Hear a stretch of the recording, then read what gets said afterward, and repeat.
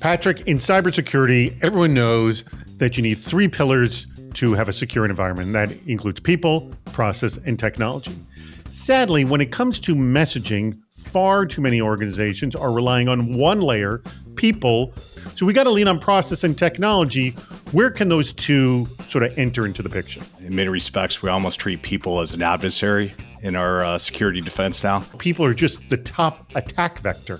100%, because they're distracted and as we see today, they're working every messaging app possible. Mm-hmm. And clearly on the process side, I'm a big fan of obviously laying out what that process is. Make sure you lay in a process that says, I'm going to do this. And then again, my perspective, you want to put secondary controls in place.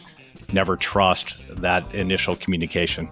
Understand that the person who's trying to attack you to convince you to do something you don't normally do, their goal is to break your process. And if you adhere to your process, you shouldn't be broken, yes? For the most part. But let's put that in quotes. If you're going to get an unwanted text message, don't act on it, right? Look at the number. Say, listen, process-wise, I should never call someone. I should never send money. You also have to augment that process with the tech side to ultimately, I think, protect yourself in this environment. Sometimes the requests are very subtle and they're designed to sort of lay a base of trust. The threat actors know that if I attack the human, that's the most distracted area. It's the easiest way to get in. And to your point, they are laying in trust patterns, right? You'll get a text message that says, hi, right? This is John. Yeah.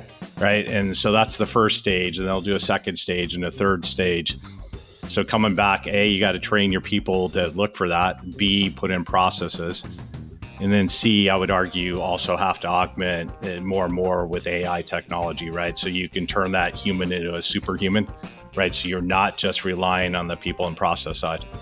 Excellent point. Well, we're going to be discussing all of this, hacking people and process. And obviously, we're going to mention technology as well.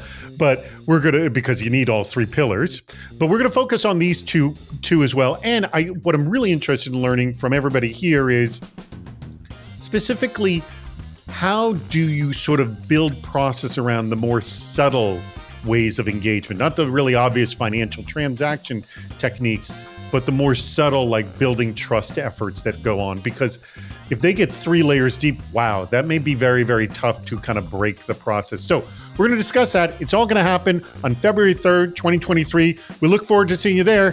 Here's all the information.